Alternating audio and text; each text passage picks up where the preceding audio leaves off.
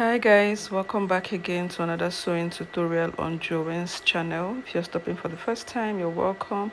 If you're an old subscriber, God bless you for engaging with us. In today's video, we'll be learning how to make a stylish bubu kaftan.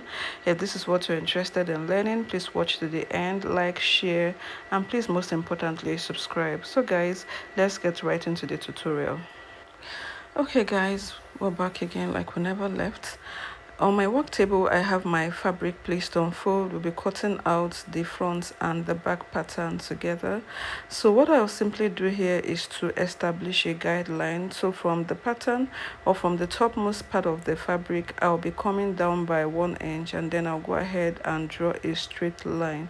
Okay, so I'll be using the straight part of my master to draw a straight line, or probably do a freehand sketch, or if you have a straight meter rule, you can go ahead and use it to draw a straight line on your fabric.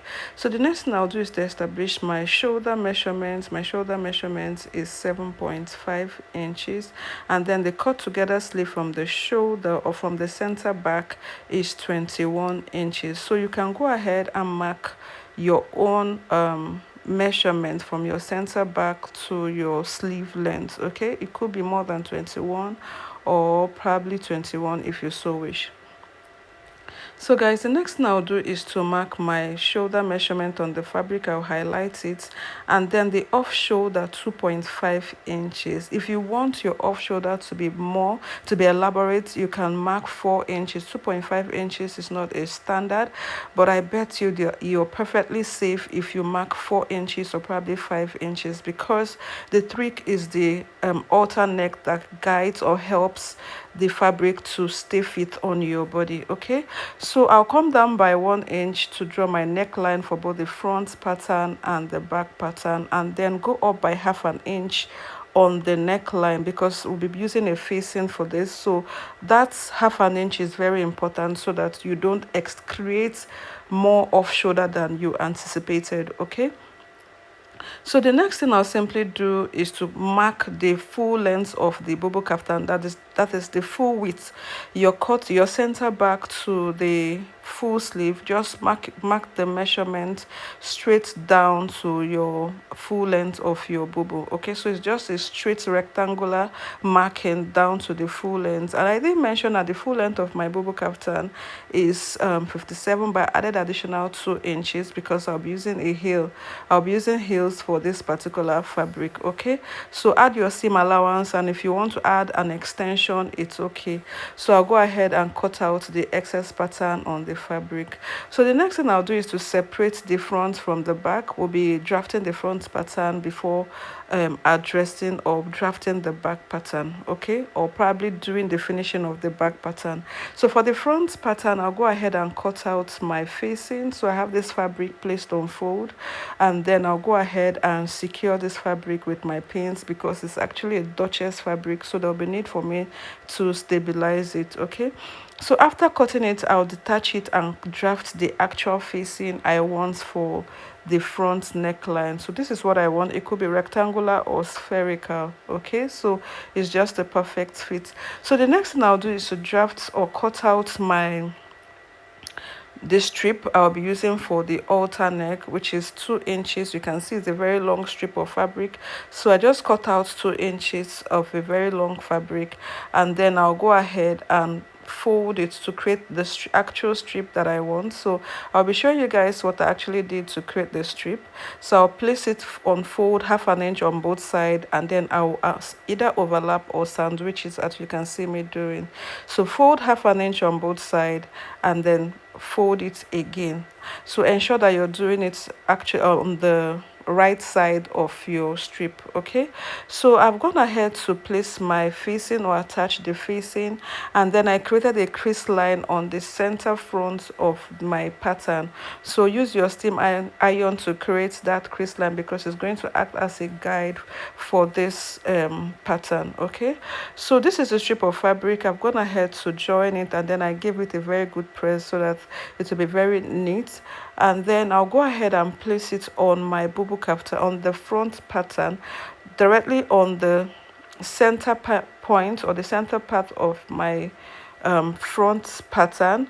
and then I'm going to secure it 1/2 inch on both sides. Okay, so 1/2 inch on both sides is 1 inch, which is just perfectly okay for the grip. Okay, so I'm just trying to show you guys the 1 inch mark for the front pattern. So I'll go ahead and draft the back pattern. For the back pattern, you know, we drafted the front and the back pattern. So the finishing for the back pattern, I'll go ahead and create an opening at the back.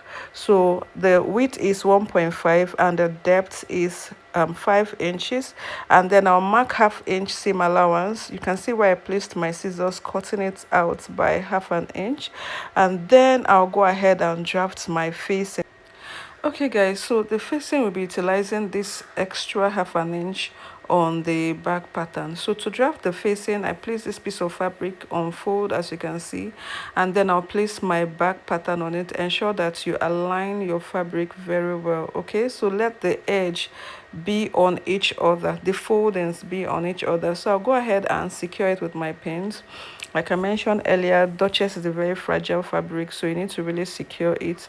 I'll use my scissors and cut out the excess pattern on the facing, and then I'll go ahead and notch. I'm notching where I actually want my facing to be drafted on the, to stop actually on the fabric, on the back pattern. Okay, so I'll separate the front from the back, and then I'll go ahead and cut out the pattern for the facing.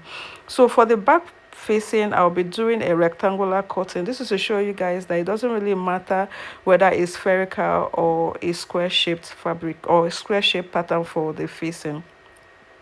Okay, so I simply realized that the pattern itself has a neckline for both the front and the back. So what I simply did is to place the facing back on the fabric, place the fabric itself or the pattern back on the facing pattern, and then I'll go ahead and secure with my pin to help me to guide me to redraft the actual neckline. Remember that for the neckline, for the front pattern and the back pattern, we came down by 1 inch. So you also need to really establish that on your facing. Okay, so everything is well aligned.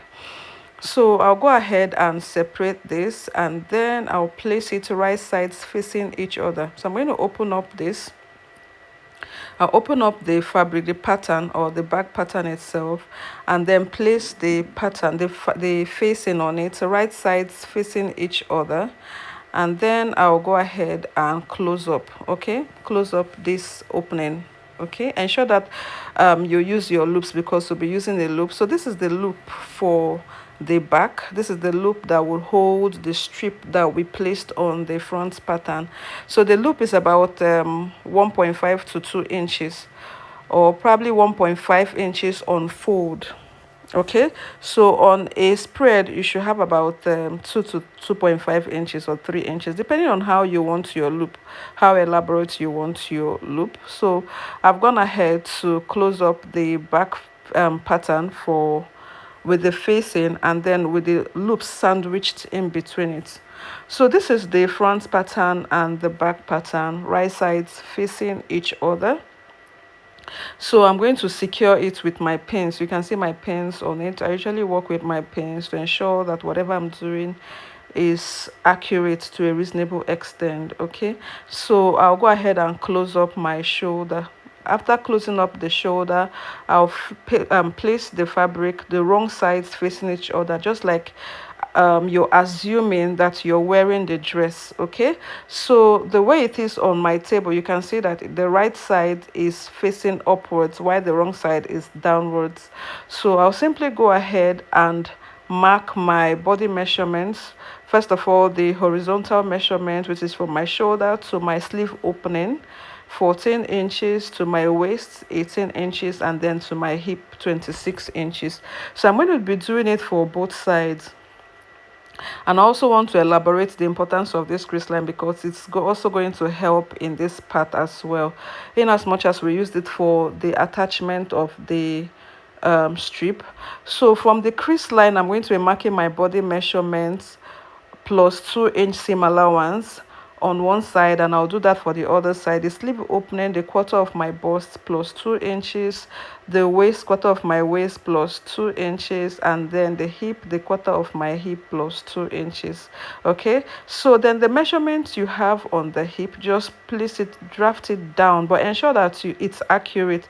So you can use the crease line to keep marking whatever measurement you have on the hips till you get to the full length on one side, and then the other side from the crease line, keep marking whatever measurement you have on the hip down to the full length. So ensure that it's very accurate down to the full length of your bubu kaftan. So I'll take it to my sewing machine, and then I'll top stitch it and then use the actual right embellishments for the dress. Okay, so you can embellish it the way you want. Thank you so much, guys. I really appreciate. Thank you for watching this video to the end.